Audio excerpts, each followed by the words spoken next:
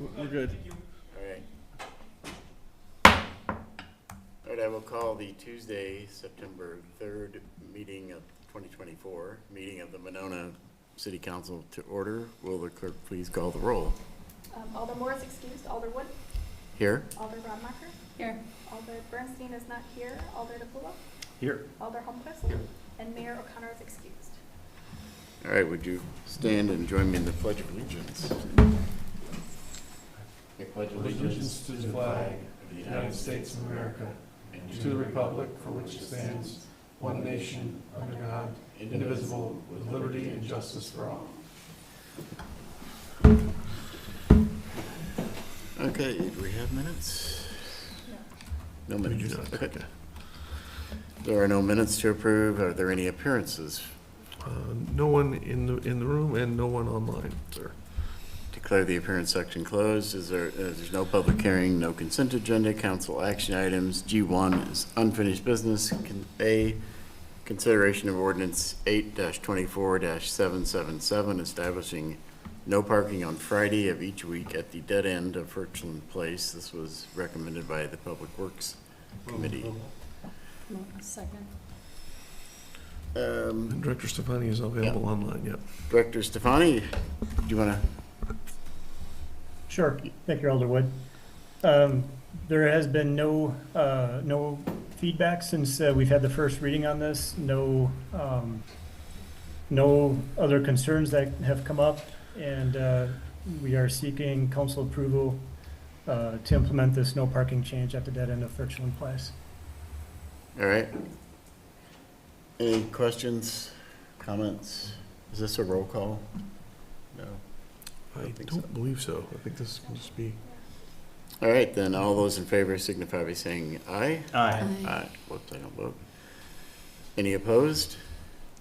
Motion carries. You have to remember that I can't vote when I'm sitting here. Thank you. New business, item 2A, consideration of resolution 24-9-2737, operating budget amendment for 2024 certified local government sub-grant from the Landmarks Commission. Mr. Plowman? Hold on a second.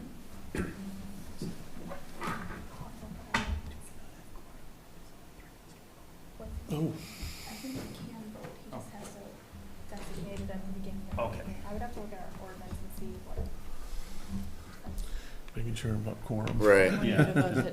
Yeah. I think you have to vote, yeah.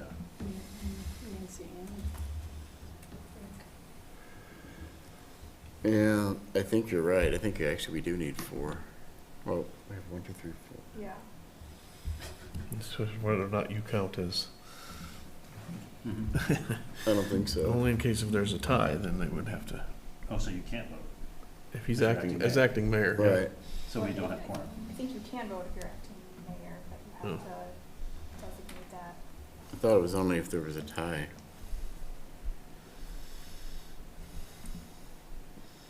Are you texting Bill? I was just gonna give him a Did little Rick note. notice us that he wasn't coming, or? We did not, I don't believe anybody heard that he was not coming, so.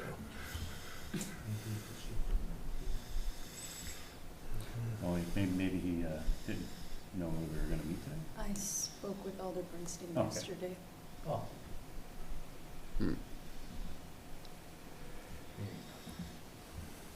Okay, just so if anybody's watching, we're just, because we have, the mayor is out of town, and I'm acting mayor, and then we have 2 alders not here, so we only have three alders and an acting mayor, and the question is whether that we have a quorum,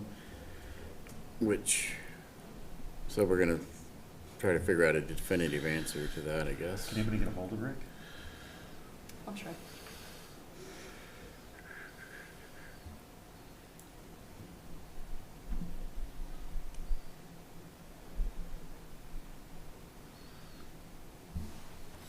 I'll step up and get a hold of Bill too. Okay. I would guess no, because if he's acting, he's got all the powers of mayor, he can't. That's what I'm guessing. Yes. Let's see. Okay. Is there some designation here?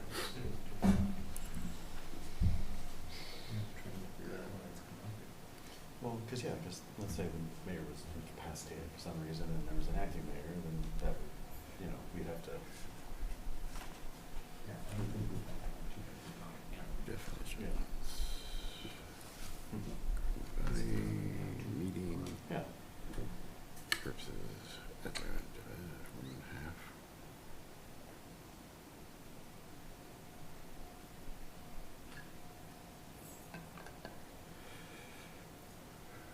Alder Bernstein's on his way in. Oh, Okay. perfect. Problem solved.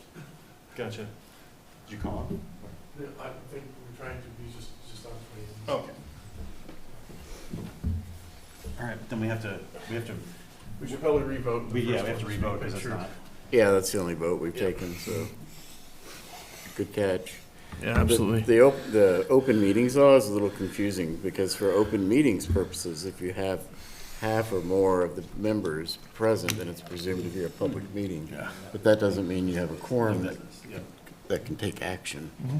So, Eric, Sorry. cause no end of confusion. You want to grab your nameplate.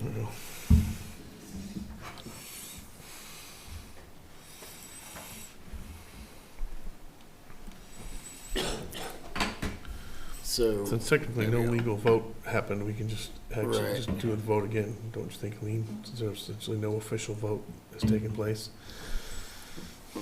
right, so I'll call the meeting properly to order with a quorum There we now. go. Just note for the record that Alder Bernstein is here, so we do have, definitively have a quorum. We already did the pledge. The item we'll be acting on is consideration of ordinance 8-24-777, establishing no parking on Friday of each week at the dead end of Birchland Place from the Public Works Committee. Director Stefani reported that he hasn't heard anything new since the last meeting. We already voted, but it didn't, obviously it sort of didn't really happen. We realized we didn't have a quorum, that's right. Approval again. Second. So, does anyone have any questions about this?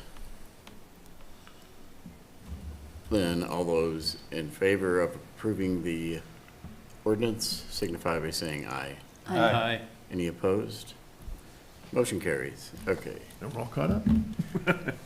Next item, 2A, consideration of Resolution 24-9-2737 is an operating budget amendment for 2024 Certified Local Government Subgrant from the Landmarks Commission. Mr. Plowman. Thank you. Good evening, everybody. Here on behalf of Assistant Planner Jepson, this evening presenting these two items from Landmarks Commission. This item, the budget amendment, is specifically for the Historic Preservation Fund subgrant that was awarded by the State Historic Preservation Office. This would be for the Frostwoods, the National Register, the Historic District nomination for that neighborhood. The city was awarded $22,000 in order to do that work, and there is no city match that is required for this. The reason for the budget amendment is because this is a reimbursement, so the city will pay the portions of the contract, will then be reimbursed. And this was in a similar way. We have had two of these previously, of these CLG grants, and they both operated in a very similar way. And so next item, I can go into the details of this, but that's really the reason for the budget amendment this evening. Okay, any questions on the budget amendment? All right, then we'll move on to 2B, consideration of Resolution 24-9-2738, authorizing staff to execute a professional service contract for National Register nomination of the Frostwoods Historic District. This is also from the Landmarks Commission. Thank you. So this came from the Historic Preservation Fund subgrant, and again, it's for the Frostwoods Historic District nomination. This is building on a 2019 report that used the same funding source to produce an intensive survey of historical and architectural sites. 15 individual properties were found to be potentially eligible within the city, as well as the possibility of a district within the Frostwoods neighborhood. So 4 of these have now been, I'm pleased to say 4 properties have now been added to the National Register, and the next step here is to explore the Frostwoods district as well. So the Landmarks Commission, as well as the Frostwoods Homes Association, did hold 2 community events in early 2023 with assistance from the State Historic Preservation Office. Educational events that sort of explained what National Register nomination could mean to those within the association, and really to try and understand support, and that was a part of the application process as well. The Frostwoods Homes Association unanimously voted to support the nomination of the district, and since then the subgrant has been awarded in February of 2024. RFP was issued to eligible consultants in June of this year, and 2 bids were received from Mead & Hunt as well as UW Milwaukee Cultural Resources Management Center. And both of those consultants were interviewed in July of 2024. That was Assistant Planner Jepson, Alder Rademacher, who chairs the Landmarks Commission, as well as Rebecca Holmquist, who is a citizen member of Landmarks Commission. And they unanimously recommended to proceed with UW Milwaukee, and that recommendation was put forward for approval and unanimously approved at the August 27th, 2024 meeting as well. So we have done work with UW Milwaukee in the past. They were responsible for at least 2 of the nominations of the individual homes, and certainly Alder Rademacher can talk to the reasoning behind this, but I think generally there was more sort of familiarity with the district and general appreciation from the consultant, and it was a couple $100 cheaper as well of the bid. Alder Bernstein raised a good point today that the city is able to look to recoup costs from administrative time, staff time. My recommendation would be that the $280 difference between the $22,000 and the bid of the consultant would go to staff time. Having administered the last one, there is a lot of staff time that goes into this, and that would be my recommendation for that as well. Happy to answer any questions, but I know the materials and sort of the response is also included in the packet as well. Thanks. I have some questions. Alder Rademacher. Yeah. So there are just quite a few residents, quite a few homes in Monona that are landmarks. And is there any downside to a person having their home being declared a landmark, or what are the benefits and the downsides, I guess I would say?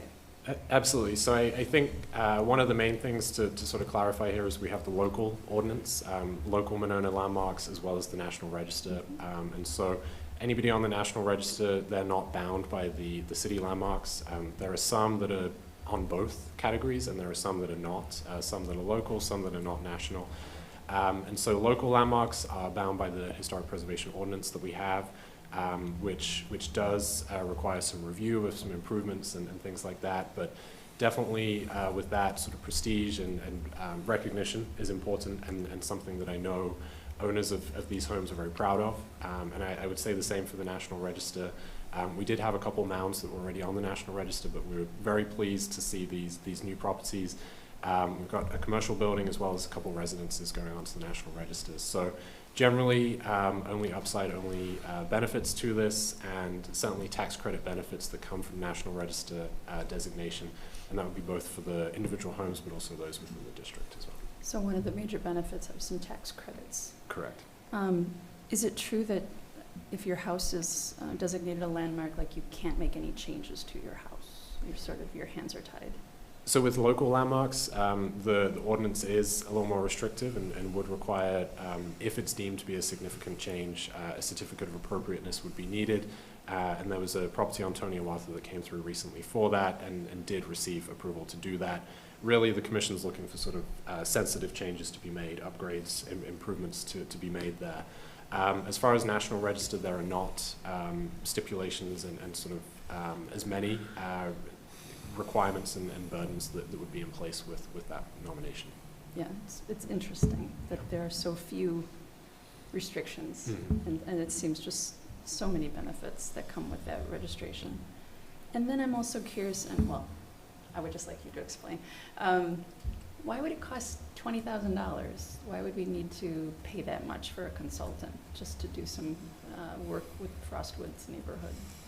So there's a lot of work, with this being a federal designation, there's a lot of work that goes into this, a lot of hours that are needed, and a lot of research as well. And certainly, the 2019 study was a great start for that, but there's definitely a lot more to be done. And I think generally the fact that the two bids came in so close as well sort of suggests that they recognize the work involved, the outreach, the kind of neighborhood buy-in that I think is important, that will need to continue as well, would be my argument. A lot of site visits, a lot of time in the field as well. So I would say there is a lot of work to this, a lot of documentation that's needed. I believe even some of the individual properties, those nominations were about 60 pages long. So there's a lot of detail, a lot of documentation that goes So the consultants from UW Milwaukee would be visiting the homeowners, speaking with them, they'd be doing some research on the history of the area, the stories that are out there that can be told.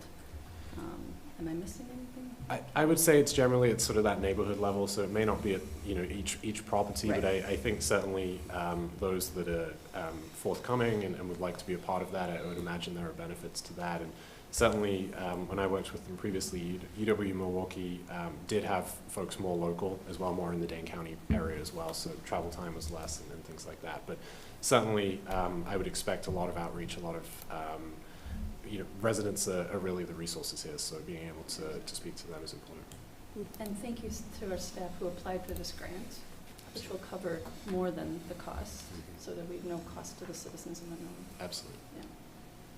Alder Bernstein? Yeah, I would just add a couple things. Once a property is listed on the National Register, there are 2 state laws that probably come into effect. One is you can't sandblast the house. And 2, if it is demolished, you have to notify the State Historical Society. But other than that, it's primarily a benefit package. The other thing I'll mention is that Justin Miller was our consultant that did the house on Hoona Circle, the Tompkins house. And he did just a fantastic job on that. And that's probably what set him up to be really familiar with the Frostwoods neighborhood. And I think that showed in the interviews. And I think part of the reason for the cost is this is an unusually large historic district. There's over 200 homes, is that right? I think at least 150, I don't have the number, but Okay. certainly ballpark, yeah. Yeah. So it's large, and they do have to update all the inventory cards and the records and make that available to the state office. So there is a lot of individual work in each of those properties being recorded. Okay.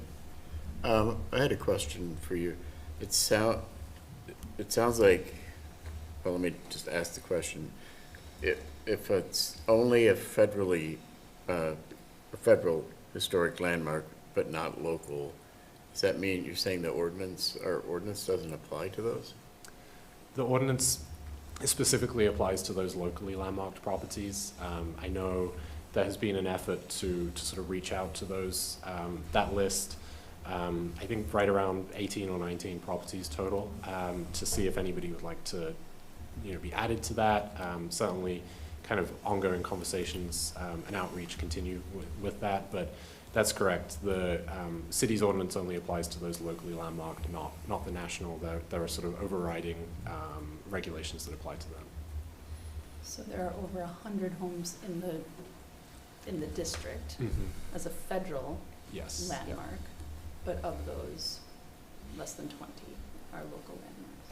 And it would be less than 20 citywide. So I think there are a few I'm within sorry, Frostwoods, but yes. Citywide, yeah, I'm sorry, yeah, yes. absolutely.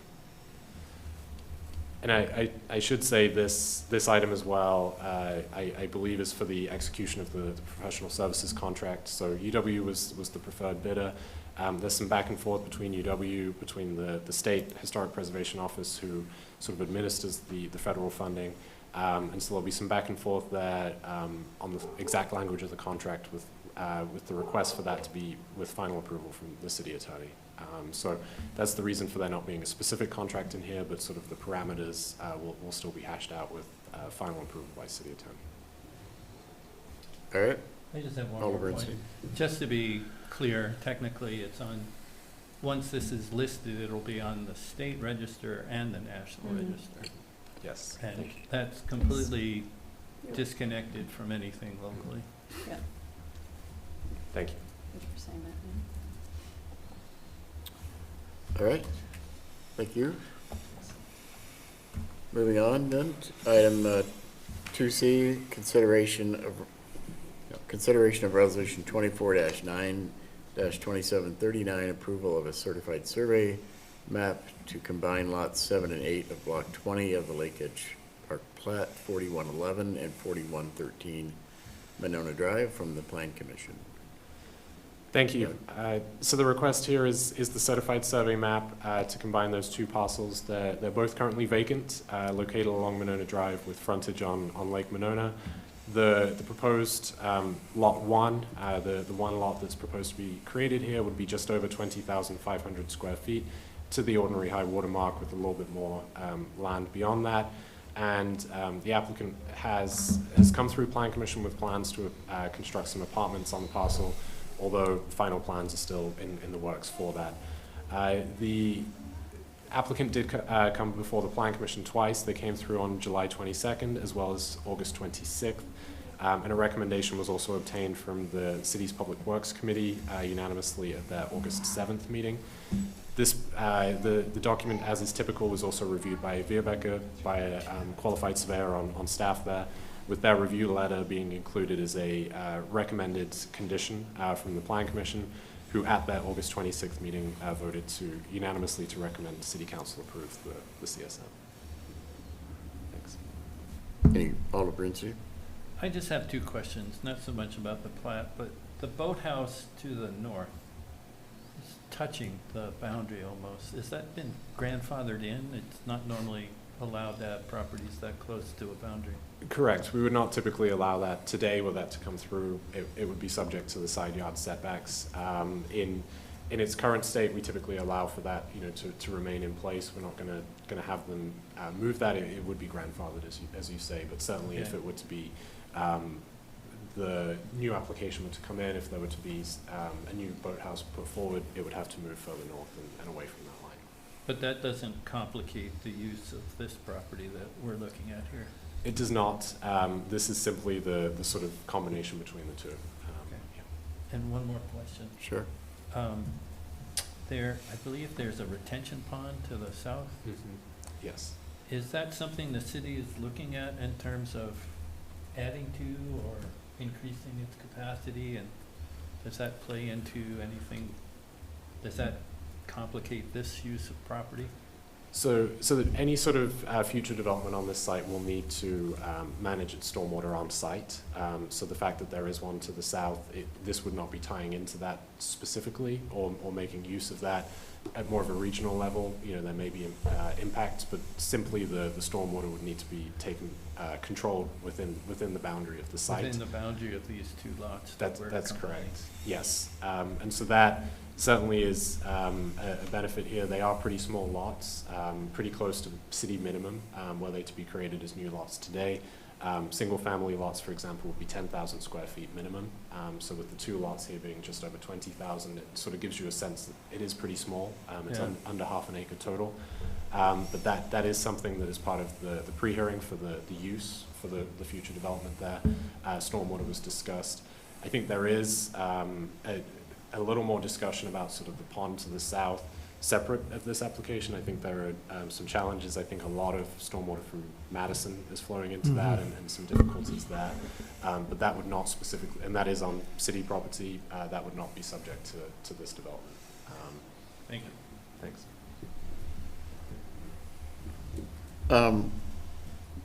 So I know the police chief apparently has some concerns about the safety of, I guess it's egress and ingress to the parcel.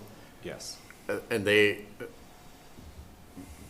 my understanding, well, because I asked you the question earlier today, that if, in order for them to build a building that spans both lots, they need to combine it. They can't do it as two separate lots.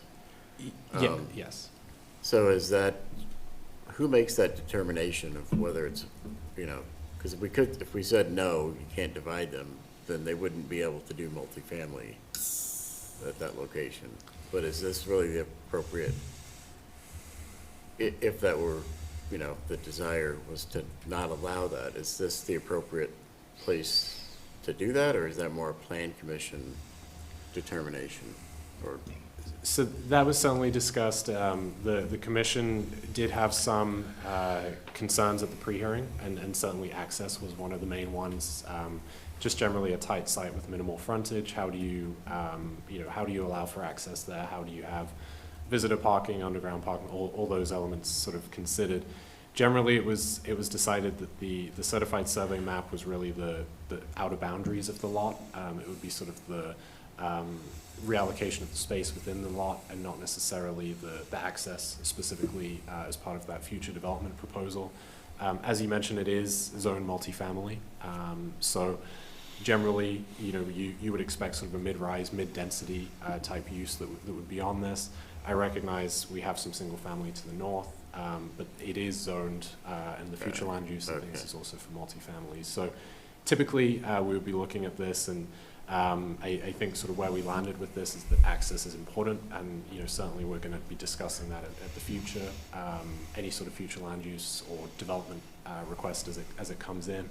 But generally, the commission felt that consolidating this made it a more developable lot in isolation, with access still to be discussed, certainly.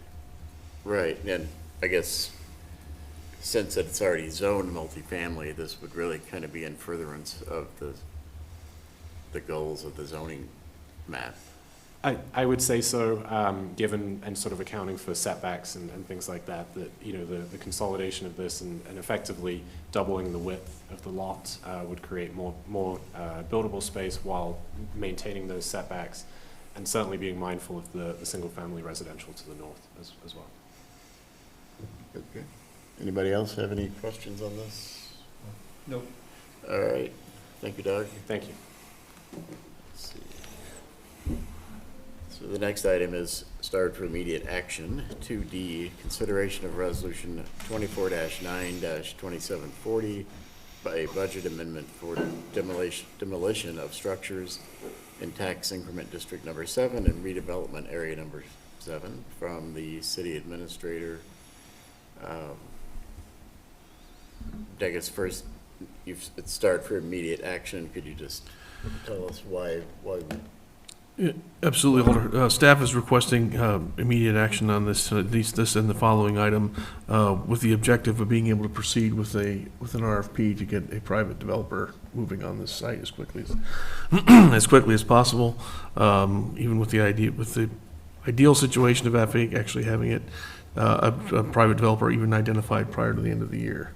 So the goal, obviously, to keep the property on the tax roll at that point. So. Okay, then is there a motion to suspend the rules? Motion to suspend the rules. Is there a second? Second. All those in favor, say aye. Aye. Aye. Any opposed? Nay. Motion carries. Is there a motion on the resolution? Motion to approve. Is there a second? Second. Further discussion, or Neil, why don't you go ahead and talk a little Report, bit more absolutely. about what we're talking about? and- Yep, these are two properties that the city has a controlling interest on at this point, 5007 and 5011, I believe, are the two properties. Essentially, these are both vacant properties. One of them is in essentially a poor enough condition that it is actually a liability at this point. But in order for not only for safety reasons, but also to prepare the sites for redevelopment and then recruitment for a private development on the site. And the objectives consistent with tax increment district number 7, clearing and preparing that site for a cost would either be something done as either an incentive to a private developer, in which we do not have one on hand. But this staff is operating under the assumption that by clearing the site, they will actually accelerate redevelopment interest on these sites, in addition to removing a liability. So we're needing the next two items here. One is the budget amendment for the actual to pay for this. These are using TID 7 funds. These are not affecting any general funds. This will not affect the levy. There are no individual taxpayers are not funding this particular project. Only the district itself, there is fund balance available to cover this cost. So we're requesting that, but it was not specifically designated, therefore we're just requesting a formal budget amendment to include that. And that's available to answer any questions if anyone has any on the amendment. Patrick? Neil, just a couple questions, and generally, this is for the public. The condition of that building on the corner of Teresa Terrace has deteriorated rapidly over the course of the last, 6 or 7 years, and it's become to the point where it's just cascading water damage. It needs to be torn down. There's been many complaints from citizens regarding the condition of that building and the city doing something about it. So I just wanted to, if you could talk a little bit about the background of the building and, how we acquired it, that sort of thing. Yeah, absolutely. This was certainly done in fashion of, we knew the properties were coming up for sale. Community Development Authority reviewed these properties with the intention of trying to certainly facilitate redevelopment of the property. Several uses were being considered at the time. They felt that there was an opportunity here, put the funding available in TID 7 for this specific purpose.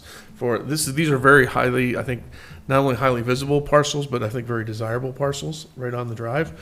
But to your point, Alder, the conditions of both buildings continues to be very, very poor, to the point where I believe Public Works has, I believe there's actually trees actually growing inside the building in a couple of cases. It's slowly starting to not be structurally sound and dangerous.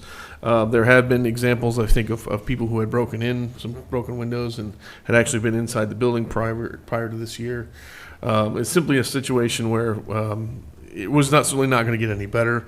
In terms of why the city was getting involved, I would cite that condition as the market not taking care of that by itself, and it was really had been, like I said, as you said, Alder, for several years the condition of those properties has been deteriorating quite significantly to the point where it was actually, it is a public hazard at this point. So the city did take action essentially to acquire those properties, but with the intent of getting those, essentially getting an RFP out the door and getting a private developer interested in that property as quickly as possible. So the goal would be, I think, ideally, certainly it's going to be, you have to go through a CDA process and certainly then ultimately to the city council on that. But the idea would be to essentially to recover this winning investment we've made in TID 7 through either through a direct purchase of the property or through increment generated on the property. And I would also note that this particular property has been arrears in taxes for several years, and basically it's been far enough behind where it couldn't be sold at sheriff's sale because they would come in at the end and just bring it current enough to prevent that from happening. But for years, it's been at least 3 years behind in property taxes. That's correct. Yep. Okay. Thank you. So maybe, apologies if you've already made this crystal clear, but just in case there is more to be clarified. So again, the question is, why would the city just not back off and let the market take care of itself, let somebody come in, buy it, develop it? Why do we care? Why would we want it? I just jump in. I think on one of the, part of it is we want to have some control over the development. And with one of these properties, it was a vape shop, those are legal businesses, but really not the kind of, higher value business or use of the property, and was sort of, if we didn't act to acquire them through LLCs, then that would have gone ahead, and then they would have had a right to stay there. And they could have put up anything they wanted on that property, a car wash or any old thing. Well, could have, if it were owned by a private entity, anything could be built there, right? Certainly within the limitations of the zoning, but it's Sure, definitely, it's sure. certainly Yeah, not a wide, anything, but yeah, a wide yeah. array of Right. businesses, absolutely. Right. Alder DePula? Yeah, and I would say that it's much more valuable to the city to own both parcels as opposed to just the single one. So the reason that we purchased this incognito, so to speak, is because if the other building knew that we were interested in the vacant building, then the price would go up considerably because we are a municipality and people think that we have unlimited funds, even though that's clear that we don't. Correct. But, so we have the ability to control the property now, and when we're working on, and throughout this process, we can, as a council, decide, well, what we might like to see there, and encourage developers through the negotiation process, since we control the property, to do that. So, Yeah, and I think these costs, certainly, whether it be the acquisition or the actual demolition costs, these would be things that certainly would be a cost for a private developer to take on. So certainly, I think staff's operating under the assumption at this point that whatever, if in fact a TIF investment is required to get another development there, which we're assuming will be, these things will be factored into that account as investments already made off on that. They're made into that project, and those essentially should be taken off of that. So I think CDA has been pretty clear on proceeding with that in that manner in the past. So, again, the difference between this one, I think, and maybe any other owned project, the city's very much full intention on this and is to get it sold and developed as quickly as possible. Anyone else? Yeah. Do we have, Oh, do you have Oliver, any so- idea if the buildings have asbestos, or are we just? Preliminary indications are that there is asbestos there. Okay. Without actually going into inside the walls and the structures, we don't know how much.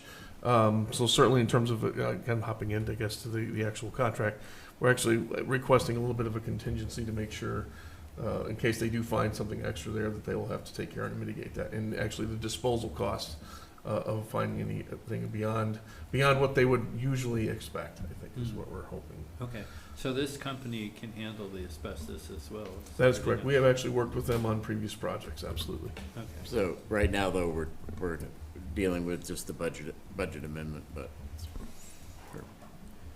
anything else on the budget amendment? Would the clerk please call the roll? Alderwood, Aye. Wait. Alderrama.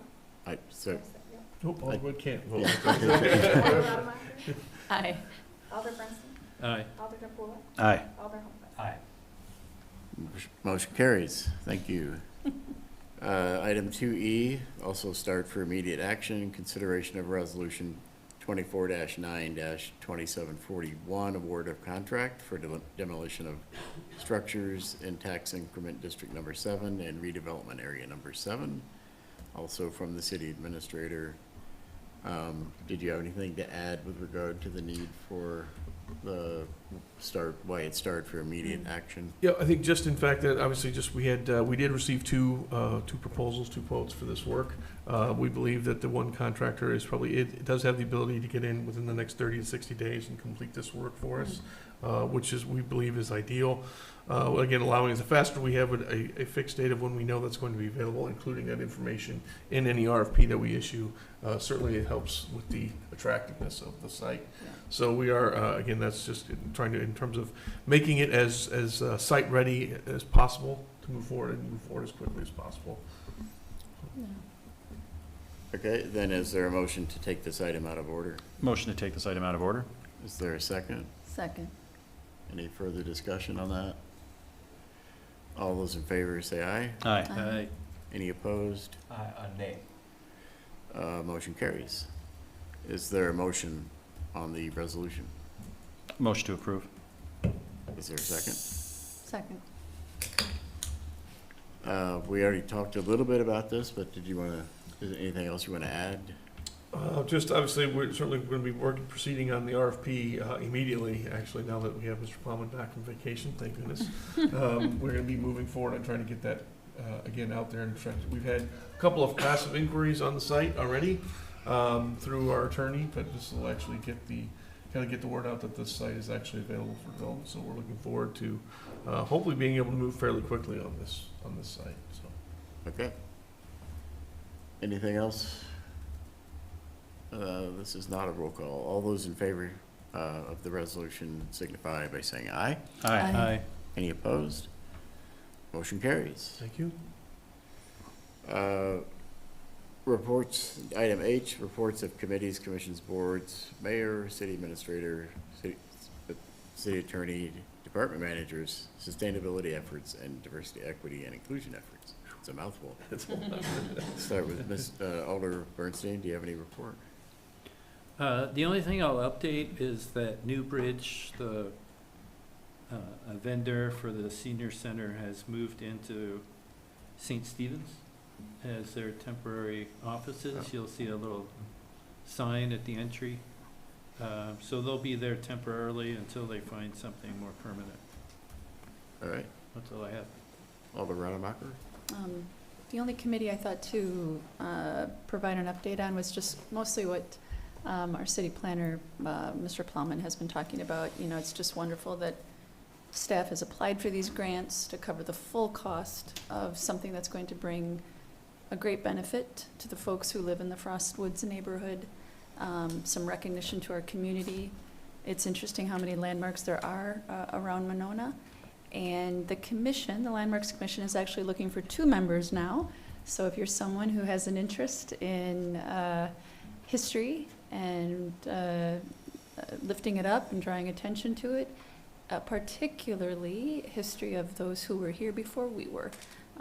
There are some natural, some mounds of the Ho-Chunk Nation that are already cited as landmarks, and we have some really, we have a lot of interest on the commission to do more of that, and we look for folks who would be interested in as well in that.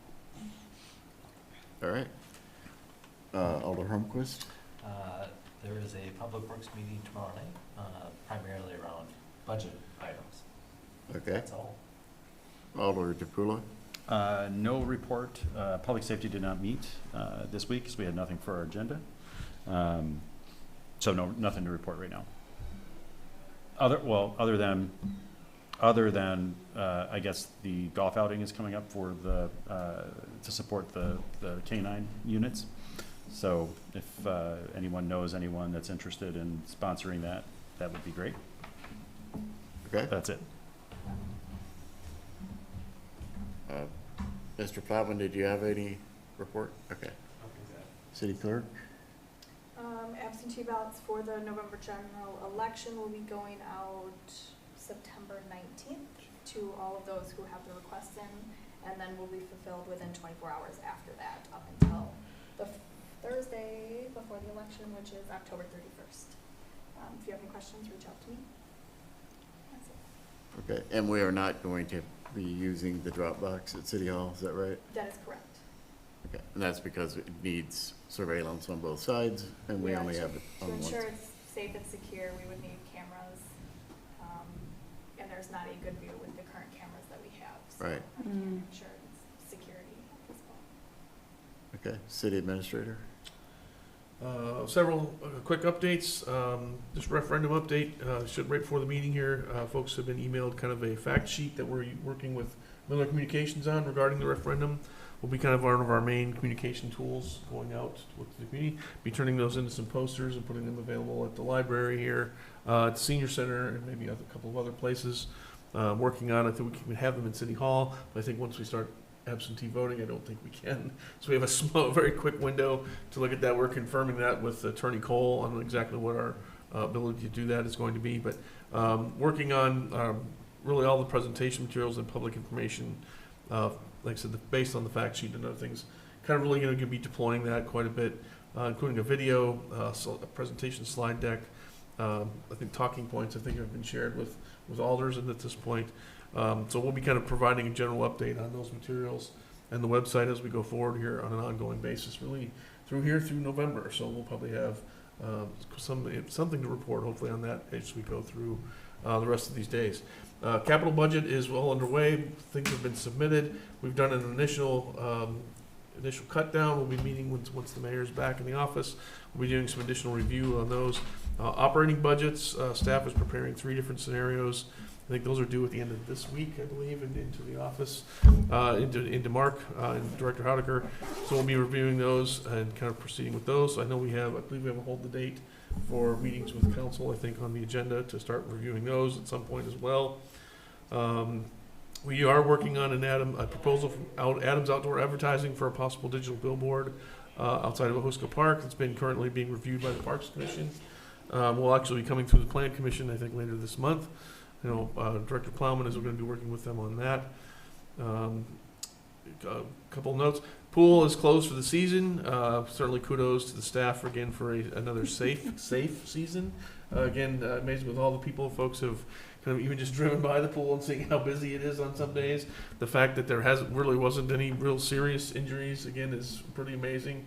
But that's really kind of to the training quality of our staff and especially for Missy, who does a really great job, I think, in kind of training those lifeguards. And these are 15-year-old kids who have a lot of responsibility, and to make it through an entire season of that without any major injury is a kudos, not only to those kids, but I think also to Missy's training. Yeah. So sort of special thanks to them and all the pool staff for all of their work.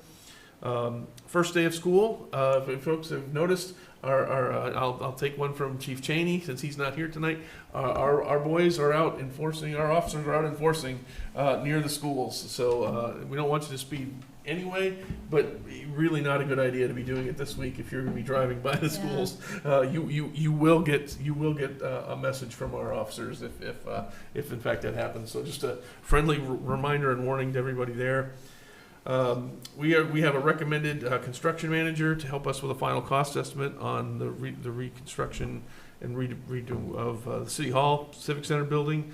That'll be coming to council here probably maybe this next meeting in September, more likely in October. Again, just to kind of help us proceed with a final cost estimate on that. So we're looking forward to getting a hard working number on that. Emergency operations plan update is underway, working with both the chiefs and Director Stefani in Public Works to get that document updated. It just hadn't been looked at since like 2017. So it's updating communications protocols, it's updating our contractors, it's just kind of going through and making sure that we have current information in there, adding our insurance data in there. We had a story from another community who realized when they had a cyber attack and they lost all of their data, they realized all of their insurance information was all who to contact, all was on their computer. So it caused some serious problems for them. So kind of a thing that's not a required thing, but something we would probably be adding just to we have a digital copy and a hard copy of that sort of information when we need it. CSM ordinance, you notice Director Plowman mentioned several meetings have been going on with the CSMs. Been working with Attorney Cole to have that moved down to, as long as it meets the state statutory requirements, to have that be a statutory level or a staff level review for Doug to sign off on. Rather than have the current, there's actually a 5-meeting process right now, and that's been basically best practices for other communities we've seen, is that as long as it very clearly meets the standards, that is something that can be handled at the staff level to greatly speed up that process and avoid a lot of extra meetings for people. So it's it's tied into our affordable housing initiative. That's actually one of the things we've actually visited with the county today on some of that in terms of helping that process along. If anybody has any questions on the solicitation for letters of interest for the festival, we have gotten several inquiries about this. We are expecting certainly at least one, if not 2 letters. Again, the idea is just to kind of see who's interested, even if it's just a community group or just an event organizer. Encouraging people to submit that. We're happy to introduce folks to each other and see if see what sort of interest can come forward on that. So at this point, we're optimistic that's going to, we have actually met with the existing representative of the existing Save the Festival group. Believe they are fully intending to put in a letter at this point. Our understanding is that they are currently working with the existing festival organization to try to transfer leadership into that organization. So we'll see exactly, hopefully they can continue on that path and move that forward. But we're encouraged. We did actually have a great, again, worth the effort. So we had, I think one of the local Hispanic groceries actually called and asked if there was a way that they could sponsor a Latino Day, actually at the festival, which is a great idea. So again, those are hopefully some of the ideas we're going to get generated, I think, by going through this process. And I guess just last update, tourism grants, our last meeting is going to be coming out, it's going to be due October 7th for any last funding for this current year. Then we'll be back at it for January 1st again for next year's cycle. So, Could I just, that was a wonderful update. Just a question about the 4th of July festival process. It seemed to me like there may have been some misunderstanding among folks in the public, and there is, just to be clear, there is no intent for the city to undermine any of the work that's already been happening in the community. Like, could you just speak to, like, why was it necessary to make a request? Certainly, for and a this, letter is, of- you know, yeah. certainly this has been an initiative from myself, from my Yeah. office to do Yeah. this. You know, here we are approximately almost 2 months to the day after the festival. I think anyone involved in any events of any significant size or complexity knows that contracting a year out is a pretty standard type of thing. More than So a we're year. kind of on the clock, I guess, a Yeah. little bit if something's going to move Right. forward. And certainly there was no intention of trying to No. ignore. And in fact, when we issued that, we actually sent that to the community festival. We made sure they directly included and received that document when that request went out. But essentially, we are looking at, we have both a press release and certainly in the public that the existing organization is not proceeding with festival. Right. Essentially, I mean, it's been very publicly well documented and stated. Again, just as a courtesy, we certainly included them. My understanding is the Save the Festival group is certainly still, right now, at this point, is still just kind of a social media group. They are working on becoming more formally organized on this. And again, had an excellent conversation with one of their I don't know if I would call them, I guess, a member, a participant in the group at this point. And so they have had a couple of meetings. The city had not been involved in those things. And again, this isn't a matter of saying who owns what or who controls what. But at the end of the day, this is a major event that happens in a city Right. facility.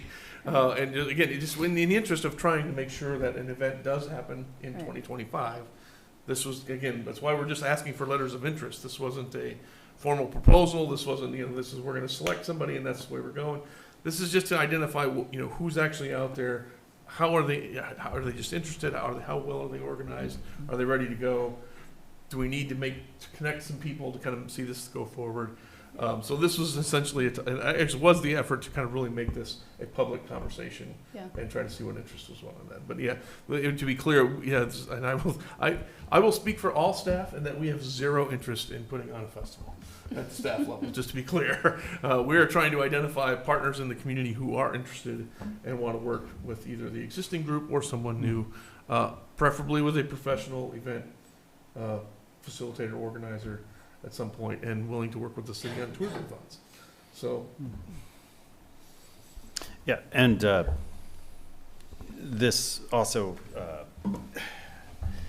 the festival in the past, for whatever reason, and there's no one to blame at all, but it's been kind of a handshake agreement, right? I mean, we haven't had a written agreement with anyone, right? It's just been set up that way from the beginning. And part of this process with the letter of intent is kind of laying out what the city's going to require moving forward. Because, after the organization said they weren't going to do it anymore, it's our opportunity to, I don't want to say right or wrong, because it wasn't really wrong, but we're putting checks and balances and guardrails into place that are what a responsible municipality should do. So, absolutely. and that's, It avoids well said. misunderstandings. But It there's avoids no hurt- misunderstanding, It avoids exactly. hurt feelings. It avoids, it avoids confusion, which ultimately leads to more work. It's municipalities are generally not in the business of expending resources on extra police and overtime for certain events, but not other events. And we charge other events. So it's also a matter of fairness and equity. Right. But I think just to underline that, the existing festival committee had said that they were not going to do it anymore. Yep. So we were faced with either, not doing anything and hoping that some other group would come along, or be proactive about it and try to make sure that we, have the festival next year. Absolutely. And thereafter, so. Absolutely.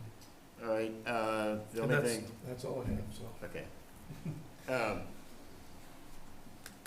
The only thing, one thing I would note, if the pathway project in North Winnequa Park Oh, yeah. is well underway. I think they're still waiting on part of it to get the easement with the school squared away along that parking lot, but I think that's just a matter of getting to the right person to get the agreement signed.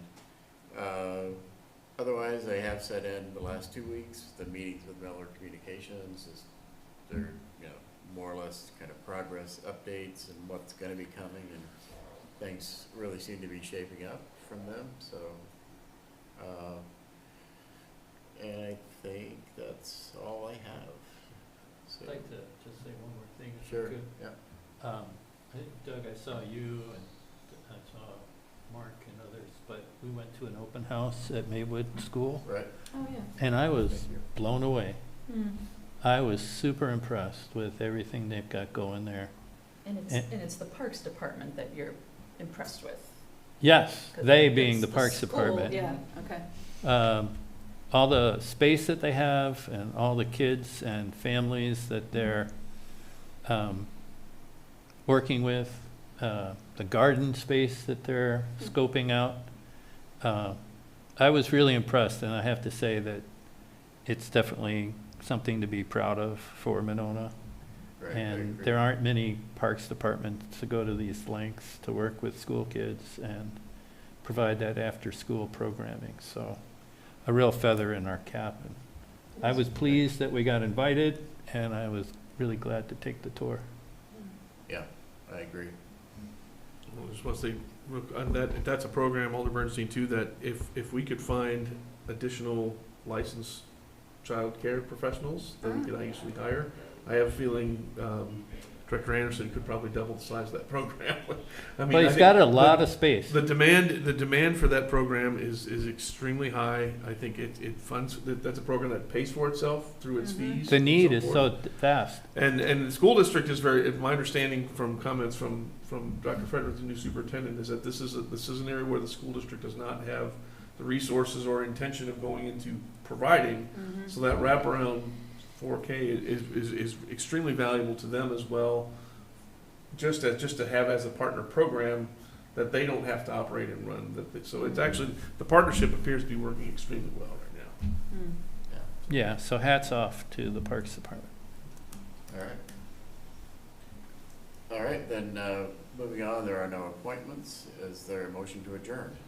Motion to adjourn. Is there a second? Second. All those in favor say aye. Aye. Any opposed? Motion carries.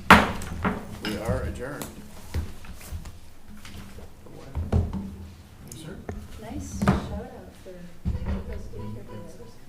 Yeah, I'm telling you, man, it is, I think anybody's that way, but I think especially here, they know it's a good program, they know it's a good facility. Yes, I thought- We're done. I saw it, but I didn't get that because I thought it was clear about You have right to